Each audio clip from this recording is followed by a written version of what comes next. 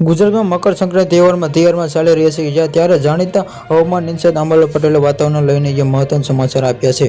રાજ્યના હાલ કડકડતી ઠંડીના અનુભવ થઈ રહ્યા છે કે પરંતુ આગામી દિવસોમાં પશ્ચિમની વિક્ષેપમાં વેસ્ટર્ન અને ડિસ્ટર્બન્સને કારણે હવામાનમાં જે મોટો ફેરફાર થવાની શક્યતા છે, જેમાંથી પતંગ રસિયાઓ માટે રાહતના સમાચાર આપતા અંબાલાલ પટેલે જણાવ્યું છે કે ઉત્તરાયણમાં 14 જાન્યુઆરી અને શક્ય વાંચી ઉત્તરાયણમાં 15 જાન્યુઆરી દરમિયાન પવનની ગતિ અને સાનુકૂળ રહેશે। સવારનો સમય પવનની ગતિ થોડી ધીમી અલગ અને 5 થી 10 કિલોમીટર 10 કિમી કલાક પર રહી શકે છે। બપોરે બાદ જેમાં ધીમે ધીમે અને સડચે તેમ પવનમાં જોર આવશે અને ગતિ 12 થી 15 કિમી પ્રતિ કલાક સુધી પહોંચી શકે છે, જે પતંગબાજી માટે ઉત્તમ ગણાય છે। 18 જાન્યુઆરીથી વાતાવરણ પલટાશે। અંબાલાલ પટેલ મતે કુદરતી અને માનવીય સર્જિકલ કારણોથી અસરોને લીધે 18 થી 23 જાન્યુઆરી દરમિયાન રાજ્યમાં ફરી એકવાર વાતાવરણમાં પલટો આવશે, જેમાંથી વાદળછાયું વાતાવરણ આ સમયગાળા દરમિયાન રાજ્યના કેટલાક ભાગોમાં વાદળછાયો છવાઈ રહેશે, જે ઠંડીના રાહત વાદળછાયા વાતાવરણના કારણે લઘુત્તમ તાપમાન વધારે થશે, જેથી નાગરિકોને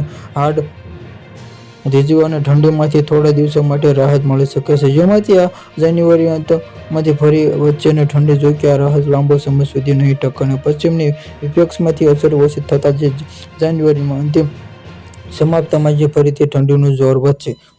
અંબાલાલ પટેલે ફેબ્રુઆરીની શરૂઆતમાં પણ આ હવામાનનો મોટો પલટાવો અને માવઠાની શરૂઆત આગાહી કરી છે। Subscribe my channel, like, share.